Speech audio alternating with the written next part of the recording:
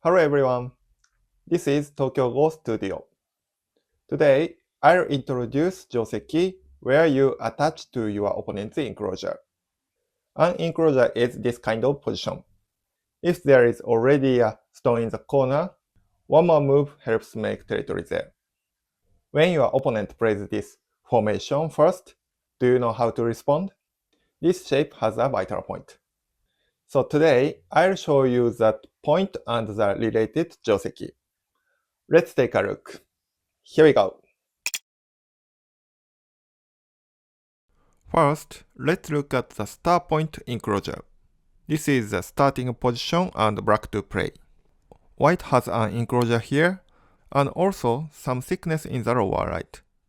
So black wants to invade the bottom side.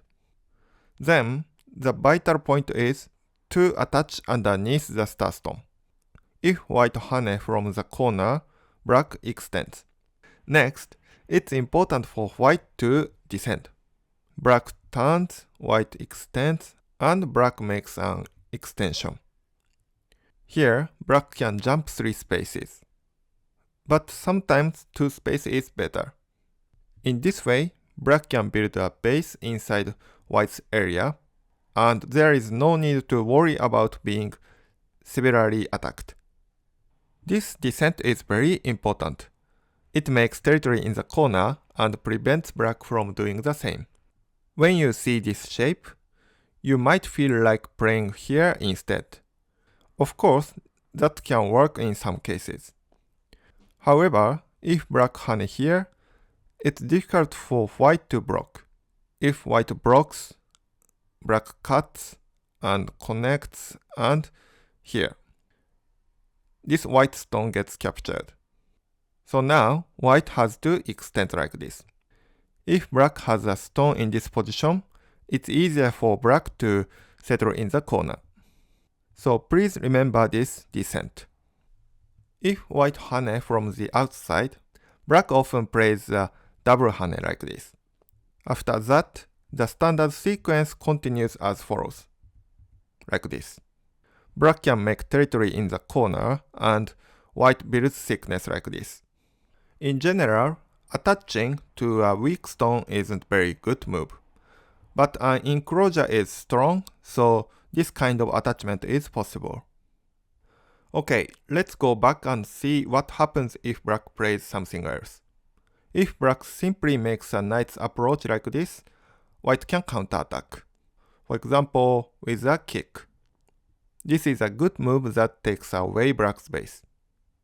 Black usually extends, but then, if white pincers like this, black has to run towards the center. Of course, black won't be captured, but white will make territory around the area. Also, these long, stick-like stones are difficult to control. So this situation is good for white. So when your opponent has an enclosure, I recommend you to attach here. Next, let's look at the komoku enclosure. There are many types such as the small knight enclosure, large knights, 1 space and 2 space. Today, we'll focus on the small knight enclosure like this. In this position, this side attachment is the vital point. First, let's see the sequence. White hane, black extends, then white descends. Just like before, this is also a vital point. Then black turns, white extends, and black makes an extension. The sequence is similar to previous one. If white simply extends against the attachment, black should hane once. White blocks, and black immediately makes a 2-space extension to escape quickly. If black connects here first, white can pincer and black becomes heavy. When white extends against black's attachment, try to play lightly. And if black plays in the center first like this, white can pincer. Of course, black can still attach here, but the territory often becomes a little smaller, like this. By attaching first, you force your opponent to respond and have a chance to build a large territory like this. That's why we start with attachment. Sometimes white may hane like this or descend immediately, but I'll introduce those variations in another video.